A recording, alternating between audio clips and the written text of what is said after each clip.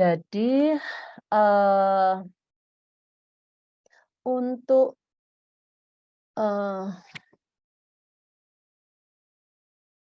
yang banyak yang, seperti anak saya ya, kalau saya boleh sharing, anak saya itu dulu awalnya memang nggak bisa ngomong. Kalau mengerjakan perintah juga nggak bisa. Menirukan menirukan maunya saya satu kalimat gitu terdiri dari 3 kata. Dia itu satu aja nggak bisa. Jadi awal-awalnya dia cuma bisa menirukan suku kata, satu suku kata. Jadi, gimana saya tahu? Kalau saya menyanyi, dia cuma ngambil buntutnya aja. Seperti yang saya sering, waktu mandi gitu sambil nyanyi, "Naik naik ke puncakku, nung," itu pun nggak akurat gitu ya. Bukan nung, kalau nung itu sudah bagus, pokoknya suara apapun yang keluar saya amini.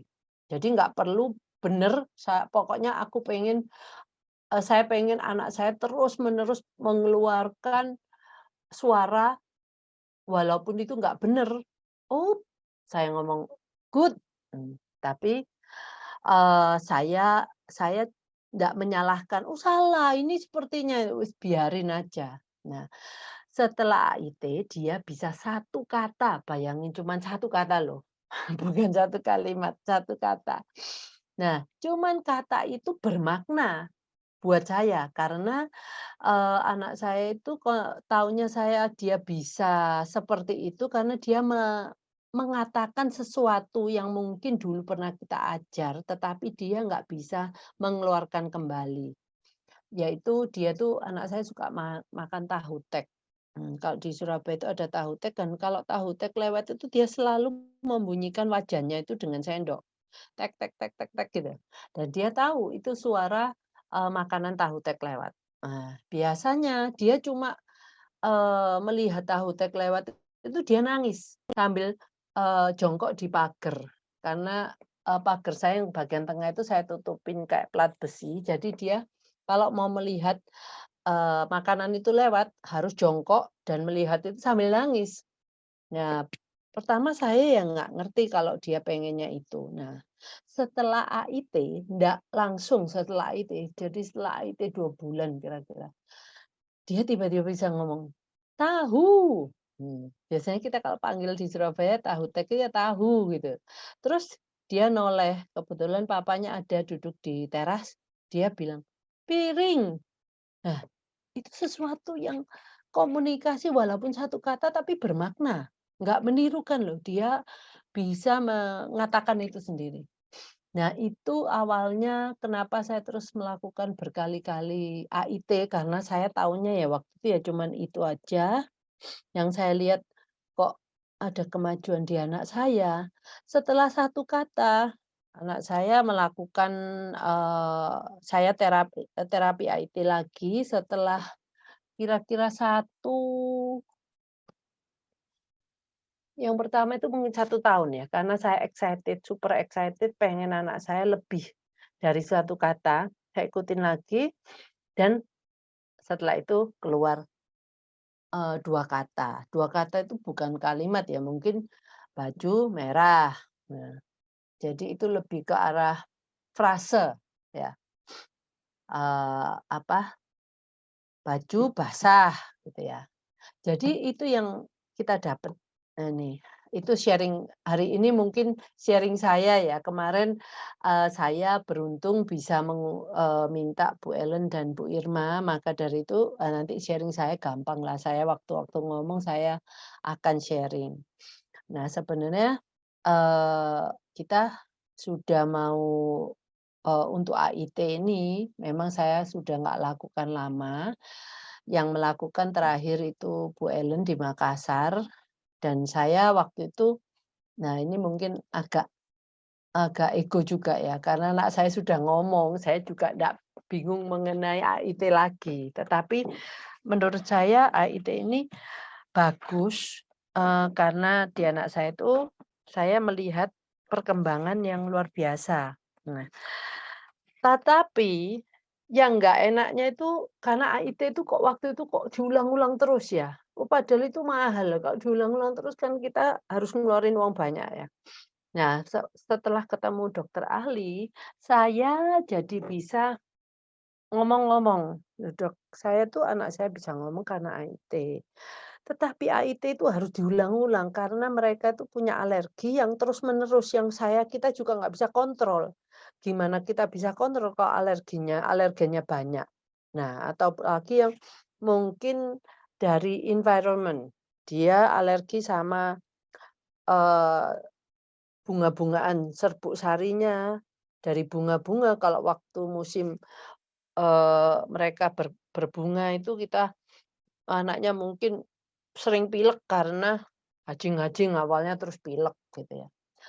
Nah, hal-hal ini yang menurut kami itu nggak bisa terkontrol. Pada waktu itu terjadi lagi infeksi telinga, dia pilek, maka, kalau kita mau, membuat, perkembangan lagi, ya kita harus AIT lagi. Nah, itu yang menurut saya pengennya mungkin AIT sekali aja mungkin bisa, tetapi itu, setelah saya ketemu Karin, dia ngomong, "Loh, kenapa kamu kok cuman mau sekali?" Ya karena mahal lah.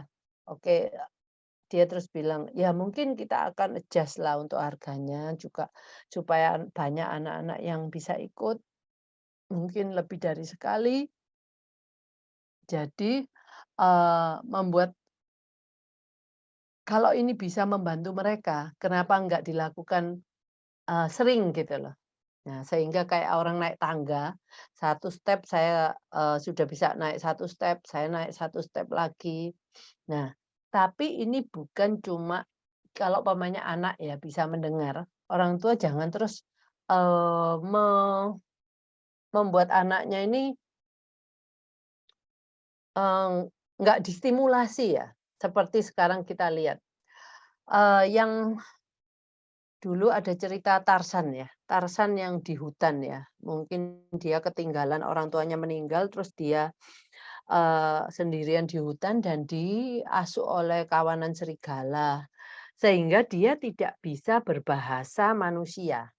Nah, seperti itu juga, kalau anak kita nggak distimulasi, walaupun dia bisa ngomong, akhirnya dia bisa mendengar, akhirnya tapi karena nggak pernah distimulasi, dia juga nggak akan, berkembang. Kecuali maka dari itu kalau dalam satu rumah, biasanya zaman dulu rumah kita itu selain orang tua, ibu, bapak, saudara, ada juga, orang tua yang ada di rumah seperti, mertua atau ayah ibu kita sendiri. Nah mereka ini berpengalaman mengasuh anak-anak. Jadi mereka tuh sebenarnya kalau umpamanya kita ada orang tua yang mengikuti kita, itu ada benefitnya karena memang mereka nggak bisa kita serai untuk menjaga anak kita, tetapi mereka paling sedikit memberikan stimulasi ke anak kita dengan mengajak mereka bicara pada waktu kita mungkin nggak ada di rumah.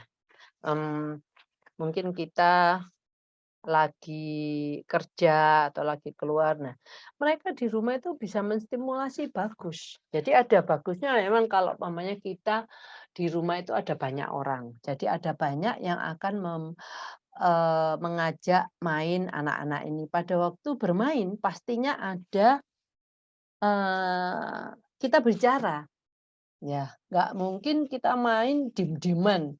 Kayak kita main mobil pun aja walaupun mobil nggak bisa bicara, tapi kita bisa ngomong mengenai suara mobil, warna mobil, atau mobil ini mereknya apa. Nah, itu ada di semua permainan. Jadi, itu saya cuman, intermezzo, bahwa karena sekarang ini banyak satu rumah itu cuman satu keluarga, ibu, bapak, dan anak, plus, eee, pembantu atau babysitter yang menjaga. Nah, kalau umpamanya dengan orang luar, kebanyakan mereka itu senangnya pokoknya asal anak kita tenang, mereka juga tenang, karena tidak merepotkan mereka. Jadi, anak ini akan diberikan, stimulasi yang bentuknya apa ya, kayak TV, bukain TV, dibukain handphone, pokoknya kamu tenang atau bukanya tab, pokoknya kamu diem, saya senang. Nah, akhirnya anak kita, eee, nggak mendapatkan stimulasi dua arah seperti kalau kita sama orang ya. Kalau dengan tab, dengan handphone itu semuanya kan satu arah. Mereka kan tab atau handphone tidak pernah meminta kita untuk melakukan sesuatu atau bicara sesuatu. Mereka cuma menerima apa yang dilihat dan didengar melalui handphone dan tab. Nah, itu yang membuat anak kita terus jadi pasif. Jadi, lagi mungkin empatinya juga kurang berkembang, ya, karena kita kan, deal-nya sama cuma banyak dengan mesin. Kalau kita, mungkin dengan orang, kan pasti ada kejadian, "Oh, jangan dipukul, pukul itu sakit." Dia nggak pernah tahu yang gitu-gitu, karena nggak ada yang nggak mungkin HP itu mengajarkan yang seperti itu, gitu ya. Oke, kayaknya saya, next ya. Anak yang mudah terganggu oleh suara latar atau menyimpang dari perhatian. Jadi mereka ya kalau suara latar itu kadang-kadang kita di sekolah, tetapi background-nya mungkin ada, anak-anak yang sedang lari-lari kejar-kejaran di gang kelas ya. Nah itu akan, mengganggu. Ada juga suara latar yang mestinya itu kayak suara kipas angin. Yang terus-menerus itu juga bisa mengganggu. Jadi, eee, ini anak ini kalau kita mau ngikutin, dia bisa mendengar dengan jernih kalau nggak ada suara-suara yang minim, suara latar yang minim, itu sulit ya kita mau cari, eee, tempat seperti itu ya. Jadi ini, problem ini memang harus di-address, harus pecahkan, kalau nggak gitu anak kita nggak bisa tinggal di dunia ini di dunia ini, karena tempat yang paling sepi ya. Masa anak kita mau kayak belajar di ruangan yang benar-benar yang seperti di tempat terapi saya, cuman, nggak ada tempelan-tempelan, semuanya, mmm, plain, polos, sehingga anak-anak itu ndak mengganggu visualnya dia terdistraksi melihat sesuatu yang, eee, mungkin dalam bentuk gambar atau pola. Pola pun itu, kain yang untuk dinding saya, itu kalau umpamanya anak-anak yang hipo ya, itu nggak apa-apa dikasih warna dinding yang cerah. Tetapi saya untuk anak-anak yang hiper, jangan dikasih warna cerah lagi, karena itu warna dinding itu mendominasi kan, secara keseluruhan adalah, banyak banyak, ruang yang didominasi oleh warna-warna tersebut. Jadi, itu juga mungkin masukan untuk orang tua kalau anak kita hiper, ya carilah warna-warna yang menyejukkan, yang membuat mereka, mmm lebih mudah untuk calm down daripada memberikan warna-warna seperti warna stabilo yang cerah terlalu cerah. Nah, itu tambah anak-anak itu, nanti sulit untuk fokus karena terdistraksi dari matanya juga. Oke, memiliki kesulitan dengan fonik ya pastinya. Fonik itu kan kita bagaimana kita melabel, eee, kata-kata itu. Nah, kalau dia nggak bisa mendengar dengan baik, bagaimana dia akan mengeluarkan suara atau memproduksi suara yang dia dengar itu. Nah, jadi make sure sekarang yang dia dengar harus benar.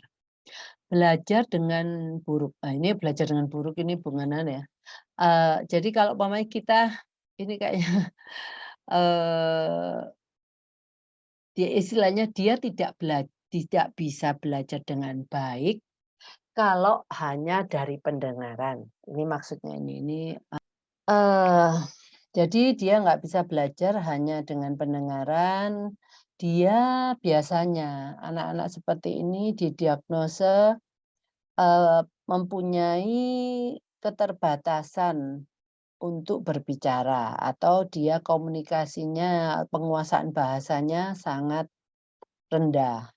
Atau ada juga nanti kalau APD itu, kalau bahasa di sini untuk komunikasi ya, dalam arti bukan cuman menirukan.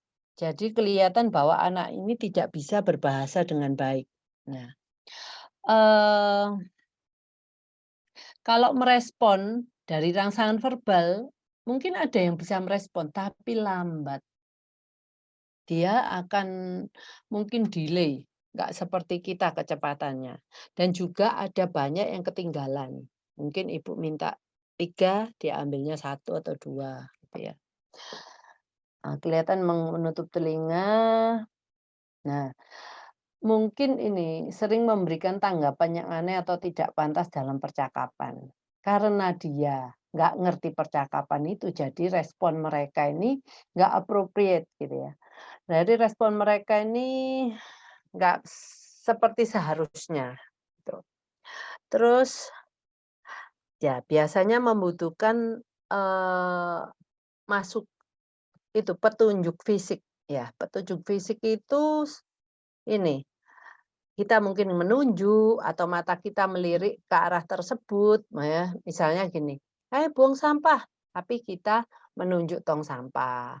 Atau kita, mau membuang sampah, tapi mata kita melirik ke tong sampah. Itu sudah merupakan petunjuk buat mereka.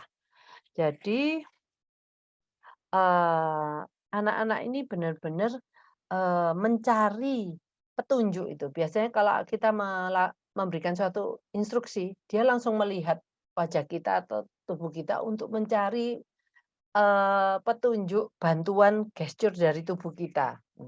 Biasanya kalau terapi saya ngomong, setelah memberikan perintah, tatap saja matanya dan kita diem aja. Sehingga kita tidak dengan tidak sengaja memberikan petunjuk itu, oke. Eee,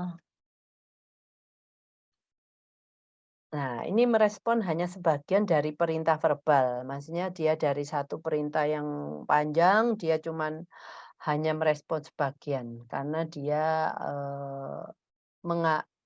juga kalau yang seperti ini mempunyai problem di prosesinya mungkin lambat. Dia mendengar, tapi prosesinya yang di otaknya itu yang, eee, slow gitu ya. Jadi untuk kalau kita memberikan mungkin anak kita cuman bisa satu, kita begitu kasih 2, yang satu hilang. Nah itu dia butuh fokus juga untuk bisa menerima 2 perintah tersebut dan memori untuk mengingat apa yang mungkin biasanya anak-anak seperti ini hanya, mengambil yang belakang, yang depan diignore sama dia atau kadang-kadang ada juga yang ngambil yang depan, begitu dia dapat satu, yang depan, "Oh aku disuruh ini," yang lain dibuang. Nah jadi, tapi kebanyakan lebih banyak yang belakang, yang diambil oleh mereka seperti, "Ya atau tidak?" "Tidak." "Tidak atau ya?" "Ya." "Mau coklat atau mau susu?" "Susu." "Susu atau coklat?" "Coklat." Nah itu mungkin ya ibu-ibu mungkin sering mendapati anak-anak itu merespon dengan cara seperti itu. Jadi kita bingung sebenarnya mau yang mana sih? Kalau anak saya ngomong, pilih satu." "Tidak." "Pilih 2." Nah itu kan jadi dia, sebenarnya tahu pengen semuanya, tetapi disuruh milih satu, dia ngomong, "Aku maunya milih 2." Nah, mudah terganggu, suara suara latar yang tidak terus-menerus itu seperti ini. Kan suara latar itu terdiri dari ada yang white noise seperti suara AC ya, karena suara itu terus-menerus, kita biasanya akhirnya tidak menyadari bahwa ada suara tersebut. Ya, itu tidak mengganggu. Itu bisa ada anak yang tidak terganggu oleh itu karena dia terus continue saja terus. Tapi dia ada juga suara yang tiba-tiba ada mungkin ketukan pintu. Nah, dia langsung terdistraksi. Kalau kita fokus kita oke, walaupun ada ketukan pintu saya nggak mau peduli karena saya mau sedang mungkin attend suatu pelajaran gitu ya, atau seminar ya.